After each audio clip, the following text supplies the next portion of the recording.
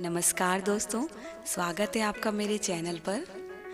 दोस्तों, किसी गांव में 4 दोस्त रहते थे। चारों में बहुत गहरी दोस्ती थी। वे चारों दोस्त ब्राह्मण थे। वे हमेशा साथ साथ खाते, साथ रहते। उनमें से 3 तो बहुत पढ़े लिखे थे, मगर चौथा घर की समस्याओं की वजह से बेचारा पढ़ नहीं पाया था। वैसे वो बुद्धिमान बहुत था, लेकिन अनपढ़ होने के कारण उसके तीनों दोस्त अक्सर उसका मजाक उड़ाया करते थे। लेकिन वह दोस्ती के कारण उनकी बात का बुरा नहीं मानता था और बात आई गई हो जाती थी। एक दिन हुआ ये कि चारों मित्र बातें कर रहे थे। बातों ही बातों में ये बात हुई कि चारों में सबसे ज़्यादा बुद्धिमान कौन है।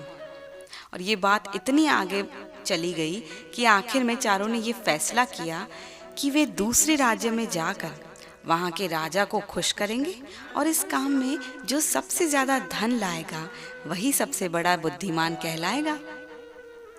ऐसा निश्चय करके वे चारों दूसरे शहर की ओर चल पड़े। रास्ते में वे 3 दोस्त चौथे दोस्त पर कोई न कोई व्यंग्य करते हुए चल रहे थे, पर बेचारा वो मुस्कुराकर उनकी बात टाल रहा था। 2 दिन चलने के बाद वे एक घने जंगल में पहुंचे। उस समय दिन ढलने लगा था, इसी कारण उन्होंने वहीं जंगल में रुकने का फैसला किया।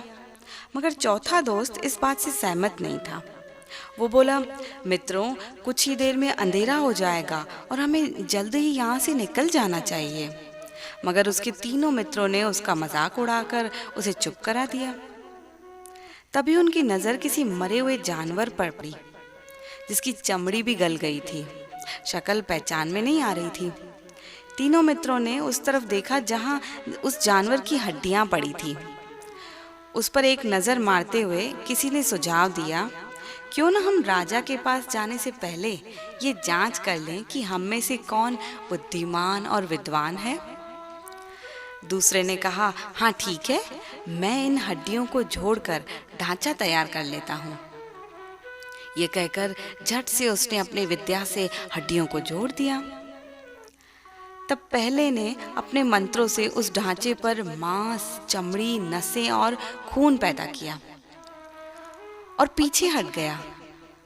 अचानक इस तरफ पीछे इसलिए हट गया दोस्तों, क्योंकि वो ढांचा शेर के रूप में बदल गया।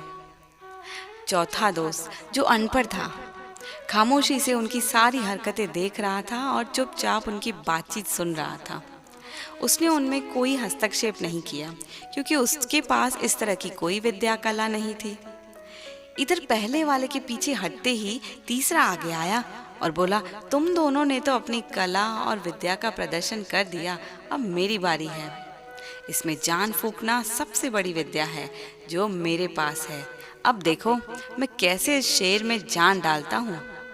ये कहकर वो शेर में जान डालने ही वाला था कि तभी चौथा मित्र बोल उठा, अरे ठहरो भाइयों, ठहरो। तीसरे ने झल्ला कर पूछा, क्यों, क्या हुआ? दूसरे ने उसका मजाक उड़ाया, बोला, लगता है इस डरपोक को डर लग रहा है। उस पर पहला बोला, अरे ओ मूर्ख, तू चुप रह, दोबारा मत बोलना, तू अनपढ़ है, हमारी विद्या का कमाल देख। मगर भैया, यह शेर जीवित हो गया तो हम सबको खा जाएगा, चौथे ने अपनी आशंका जताई। तब तीसरा दोस्त घमंड में बोला, चुप कर मूर्ख, तू तो ज्ञान को ही बेकार कर देगा, मैं तो इसे जीवित करके ही दम लूंगा। अब चौथे मित्र ने सोचा कि ये लोग शेर को जीवित करके ही रहेंगे, मानेंगे नहीं, पर शेर जीवित होते ही हम सबको मार डालेगा, इसलिए वो अपना बचाव तो कर ही ले।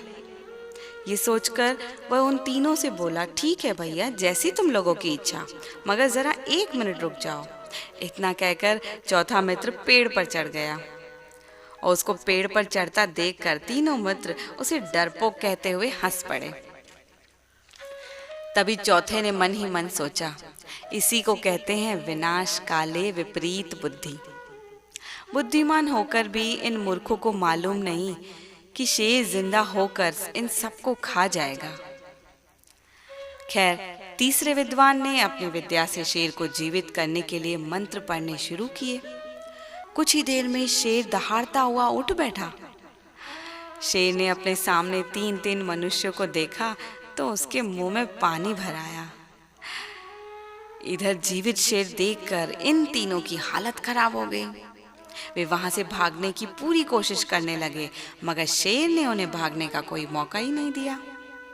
उसने एक को पंजे से दबोचा, दूसरे को धक्का देकर गिरा दिया और तीसरे को तो सीधे दांतों से जकड़ लिया। कुछ ही देर में वह तीनों को खाकर घने जंगल की ओर निकल गया।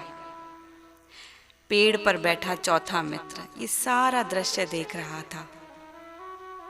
शेर के जाने के बाद वो अपने बचपन के मित्रों की मृत्यु पर शोक मनाने लगा और सोचने लगा, काश उन्होंने उसकी बात मान ली होती तो ये लोग शेर का आहार बनने से बच जाते। दोस्तों, कभी भी अपने ज्ञान का प्रयोग करने से पहले उसका अंजाम सोच लेना चाहिए। और ये ज़रूरी नहीं कि सिर्फ पढ़े लिखे व्यक्ति ही बुद्धिमान होते हैं। कभी कभी अनपढ़ व्यक्ति भी बुद्धिमानों की विद्या और बुद्धि से आगे निकल जाते हैं।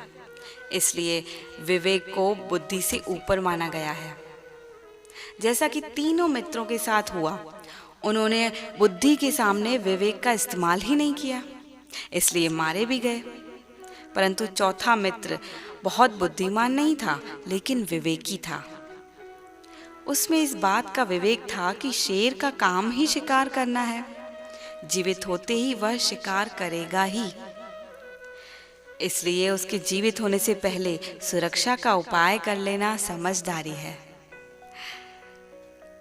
दोस्तों, हमेशा अपने जीवन में कुछ भी करने से पहले ये ज़रूर सोच लें कि इसका परिणाम क्या होगा। आज की कहानी दोस्तों इतनी ही। मेरी प्रस्तुति पसंद आई हो तो चैनल को प्लीज़ लाइक, शेयर और सब्सक्राइब कर लीजिए। आपका दिन शुभ हो।